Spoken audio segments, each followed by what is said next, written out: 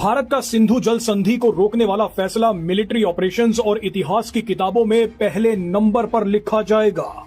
ये भारत का पाकिस्तान पर अब तक का सबसे बड़ा हमला है। पीएम मोदी के इस फैसले ने पाकिस्तान की जड़ें हिला दी हैं। पाकिस्तान सिंधु जल संधि के रुकने से डरा हुआ है, तिल मिलाया हुआ है, पागल हो चुका है।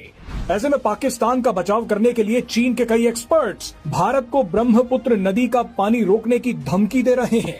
भारत में बैठे कई कट्टरपंथियों और वामपंथियों ने ये तक बोलना शुरू कर दिया है कि अब भारत भी प्यासा मर सकता है। लेकिन इन सभी को ये नहीं पता कि पीएम मोदी कच्चे खिलाड़ी नहीं है। भारत जानता है कि चीन ब्रह्मपुत्र नदी पर जो बोल रहा है वो कर ही नहीं सकता।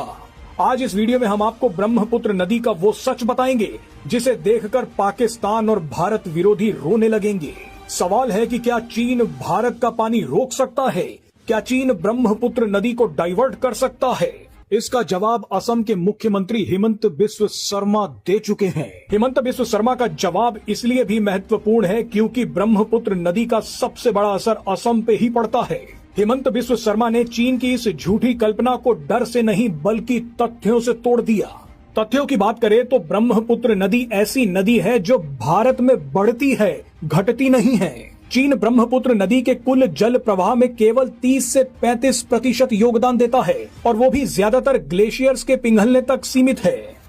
ब्रह्मपुत्र का 65 से 70% जल भारत के भीतर से ही उत्पन्न होता है। आपको बता दें कि ब्रह्मपुत्र नदी भारत में प्रवेश करने के बाद सशक्त होती है, उसमें तभी पानी भरता है। ब्रह्मपुत्र एक भारतीय और वर्षा पोषित नदी प्रणाली है।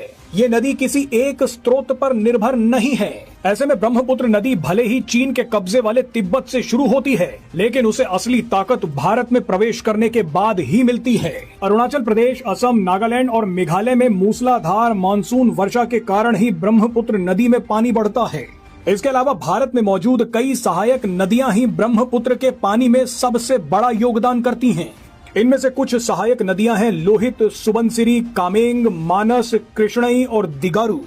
भारत की इन्हीं सहायक नदियों की वजह से ब्रह्मपुत्र में पानी भरता है। मानसून के समय तो ये सहायक नदियां ब्रह्मपुत्र को पानी से इतना भर देती हैं कि असम में बाढ़ आ जाती है। ऐसे में अगर चीन कभी ब्रह्मपुत्र के जल को रोक भी दे तो वो एक तरीके से भारत के लिए मददगार भी हो सकता है। चीन अगर ब्रह्मपुत्र के पानी को रोकने का सोचता भी है तो असम में तबाही कम मचेगी।